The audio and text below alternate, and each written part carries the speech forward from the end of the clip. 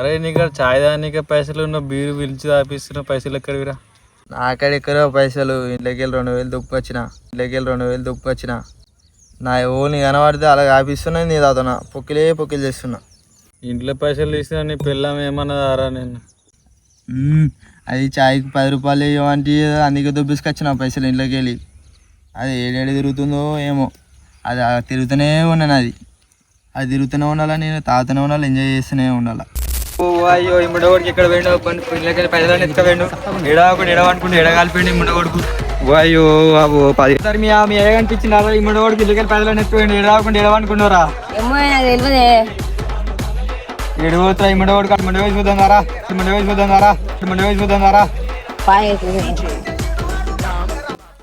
పిల్ల మొత్తం ఎన్నిస్తారు వీడికి? అది రానే అస్సలు నరుకుతానే దాన్ని నరుకుతా నేను. నువ్వు తాగు దాగా సేమ్ చేస్తుంది కానీ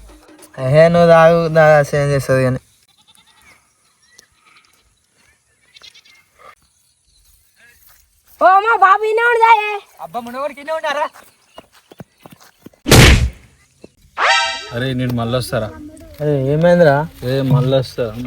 ఏమైందిరా? అరే ముండగోడు కారా, నీ దినాలు కాను, నువ్వు సాగు కాను, పైసలు తెచ్చి రావుతున్నారా ముండగోడుకా? ఏమైంది? బాగా మాట్లాడుతున్నావు. నిన్ను నరుకుతానే ఏం మాట్లాడుతున్నావే నువ్వు? నన్ను నడుతారు, నీ చేతుల్ని కాలు ఇరిగిపోను. సిగ్గు అనిపిస్తున్నా నాయన, ఇంట్లో పైసలు తీసుకొని తాగుతున్నావట. నువ్వేంద్రా నాకు చెప్పేది గోలి కానివి. పోరని కొడుతున్నా ఏం పట్టింది? చేతులకు చెట్లు పెట్టినాయరా?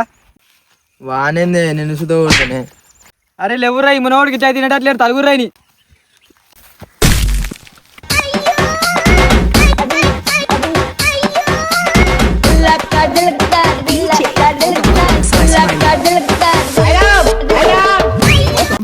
చంపరా అయ్యను ఊరుతారా.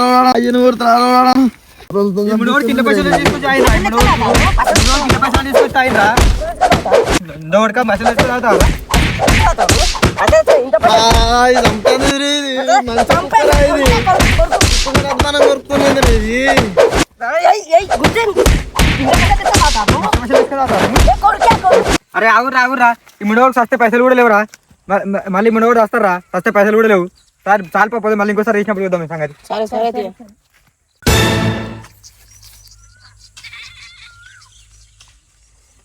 ఈ దెబ్బలకే అసలు అనుకున్నావా?